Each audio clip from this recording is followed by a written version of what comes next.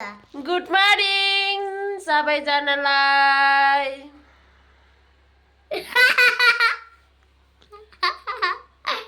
तपाईँहरू कस्तो हुनुहुन्छ? र म पनि सन्चै छु। र मेरो दुईटा छोराछोरी दुईटाको आमा हो म।